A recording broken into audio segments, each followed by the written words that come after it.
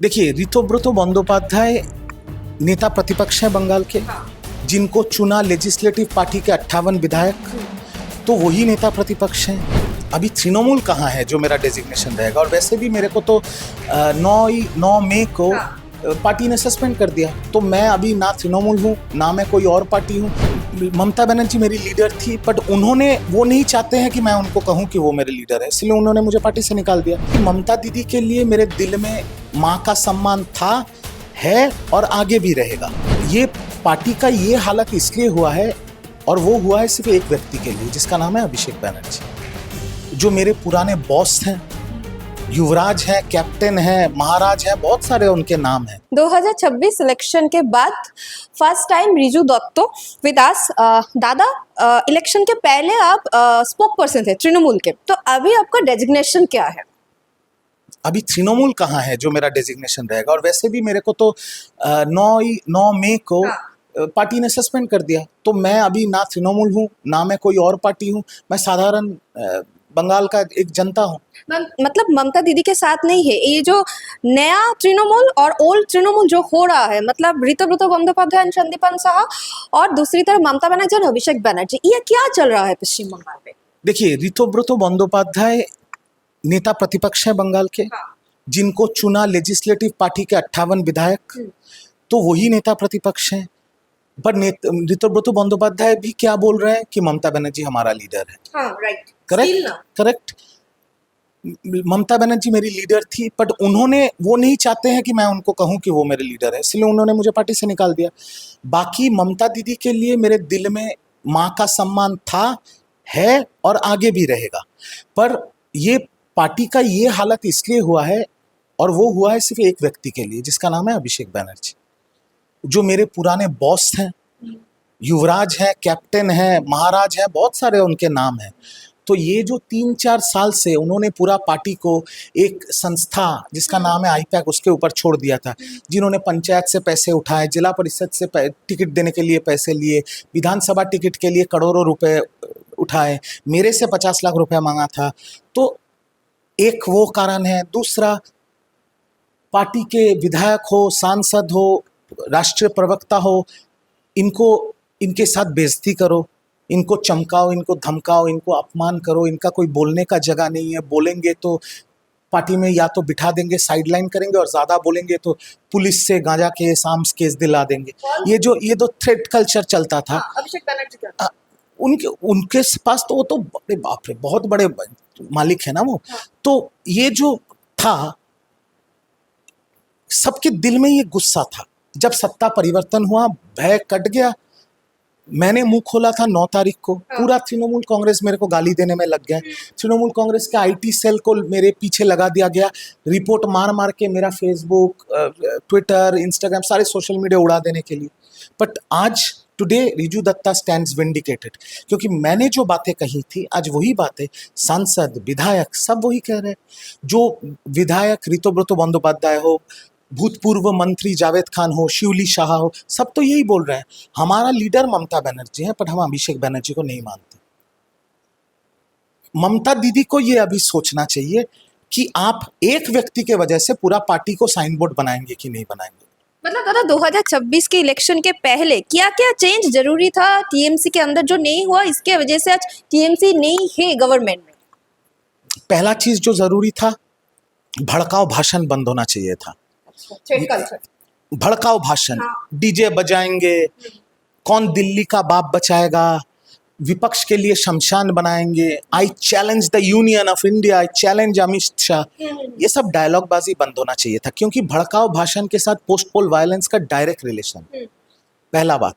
दूसरा चीज, व्यक्तिगत आक्रमण, देश के गृह मंत्री को व्यक्तिगत तौर पे आक्रमण करना, देश के प्रधान, एक तृणमूल के सांसद है क्विज मास्टर, ये तो वोट के टाइम पे देश के प्रधानमंत्री को नाम ले के बुला रहे थे, है ना।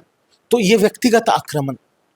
दूसरा, रैम्पेंट करप्शन, ये तो किसी से छुपा नहीं है, काउंसिलर से लेके पंचायत से लेके कॉलेज यूनियन तक। अरे वो तो मेरा शर्म से सर झुक गया कि हम कौन सी पार्टी में थे। कॉलेज में बेडरूम, कॉलेज में ओयो रूम, कोई सोच सकता है? छी छी छी छी छी। तो वो उसको साइड में रखिए। रैम्पेंट करप्शन, महिलाओं के साथ अन्याय, महिलाओं के ऊपर अत्याचार, और सारे तृणमूल के नेता के आसपास जो 8-10 सैटेलाइट घूमते थे, जो बुलेट और मोटा सोना का चेन पहनते थे, इनका लोगों के ऊपर अत्याचार, ये सारा कुछ मिल के एक दिन में परिवर्तन नहीं हुआ, 3 दिन में परिवर्तन नहीं हुआ। ये गुस्सा जम रहा था लोगों के अंदर, तृणमूल के सांसद, विधायक, मेरे जैसे राष्ट्रीय प्रवक्ता के अंदर सालों से, जो अभी 2026 में उसका परिणाम निकला। मतलब तब बोले थे दीदी को, क्योंकि Mamata Banerjee is a street fighter, but Abhishek Banerjee के लिए ये हाल हुआ टीएमसी का।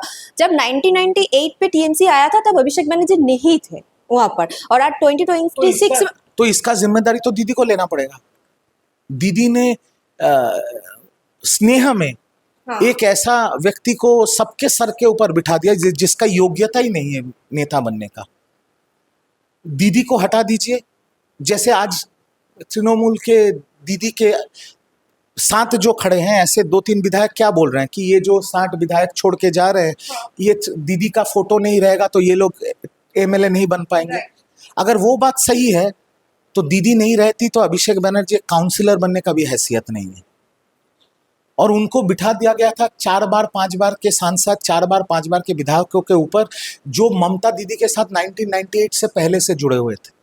अभिषेक बनर्जी ऑर्डर करते थे शोभनदेव चट्टोपाध्याय को क्या करना है क्या नहीं करना है। He is the tallest leader, zero corruption, first MLA of Trinamool Congress, 10 बार का विधायक, 50 साल से वो विधायक है। तो ये तो दीदी को भी तो इसका जिम्मेदारी लेना पड़ेगा। हम सब, वो कल्याण बनर्जी हो, हाँ। वो काकुली घोष दोस्तीदार हो, वो ऋतुव्रत बंदोपाध्याय हो, वो कुणाल घोष हो या रिजू दत्ता हो, हम सब तो पार्टी करते हैं ममता बनर्जी को देख के। आज ममता बनर्जी ने पूरा पार्टी दे दिया ऐसा व्यक्ति को जिसकी योग्यता ही नहीं है पार्टी चलाने की। 20-20 गाड़ियों का कॉन्वॉय, उनका सिक्योरिटी ऐसे बिहेव करता था विधायकों के साथ, सांसदों के साथ, जैसे हम उनके बंधे हुए गुलाम हैं। गुलाम थोड़ी है, पार्टी करने आए, गुलाम तो नहीं। मतलब दादा हारने के बाद तो मीटिंग हुआ, इंटरनल मीटिंग हुआ, तब भी ऐसा था टीएमसी के अंदर, तो अब भी ऐसा ये था। तो प्रमाण हो गया कि हारने के बाद हाँ। जब नेता प्रतिपक्ष बनने का मीटिंग हुआ, हाँ। वहां पर भी कुछ लोगों ने साइन किया, कुछ लोगों ने नहीं साइन किया।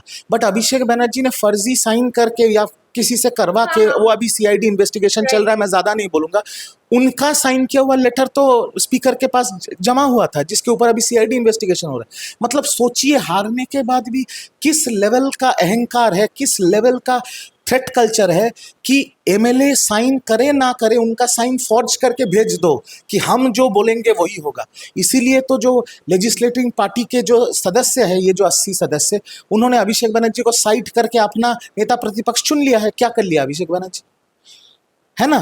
तो बात तो सबका, पूरे बंगाल का गुस्सा तो उसी एक व्यक्ति के ऊपर है। आप मेरे घर पे इंटरव्यू ले रहे हैं, हाँ। कोई मेरे घर के सामने चोट चोट स्लोगन दे रहा है, आपने देखा? नहीं। कोई अंडे फेंक रहा है? मेरे घर पे ईडी सीबीआई आ रही है? नहीं आ रही है ना। तो एक व्यक्ति जिसके घर पे ईडी जा रहा है, सीबीआई जा रहा है, सीआईडी जा रहा है, उनके जिस घर पे उनकी बहू और बच्चे रहते हैं, वो घर सेल्फी पॉइंट बन गया।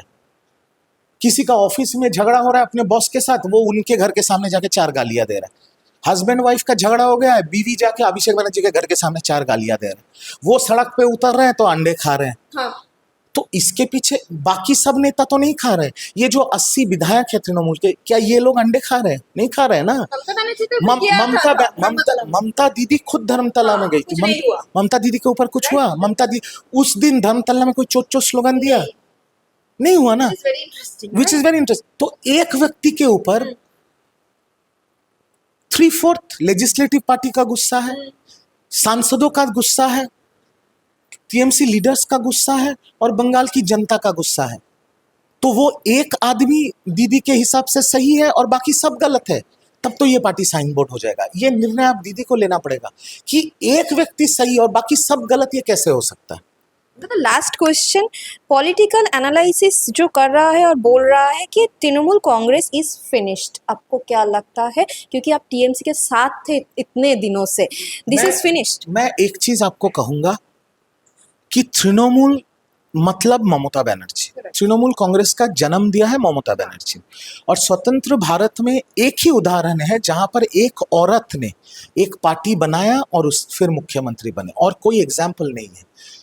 तो जब तक ममता दीदी हैं, और मैं भगवान से ये प्रार्थना करता हूं कि उनका लंबी आयु हो और वो स्वस्थ रहें, वो बहुत बड़ी लीडर है, बहुत बड़ी लीडर। जब तक वो खड़ी हैं तब तक तृणमूल खत्म नहीं है। तब तक जिंदा। क्योंकि मैं ये मानता हूं कि बंगाल में 41% वोट तृणमूल को मिला है और 80 तृणमूल के विधायक जीते हैं। ये जो 80 जीते हैं ये भी ममता बनर्जी के चेहरे पे जीते हैं, और ये जो 41% पूरे बंगाल में करीब करीब 2.5 करोड़ वोट जो मिला है वो तृणमूल को नहीं मिला है, वो ममता बनर्जी को मिला है, और किसी को नहीं मिला है, वो ममता बनर्जी को मिला है। तो जब तक वो व्यक्ति खड़ी हैं तब तक तृणमूल खत्म नहीं। Thank you.